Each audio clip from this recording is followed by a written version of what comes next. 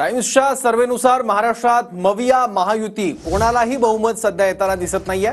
भाजपला 95 ते 105 जागा, उद्धव ठाकरेंना 26 ते 31 जागांचा अंदाज आहे। टाइम्सच्या सर्वेनुसार अपक्षांच्या हाती सत्तेची चावी राहू शकते।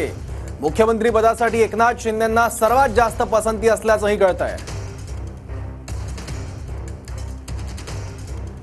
टाइम्स मॅट्रिक्स सर्वेनुसार राज्यात भाजपच्या 95 ते 105 जागा येऊ शकतात।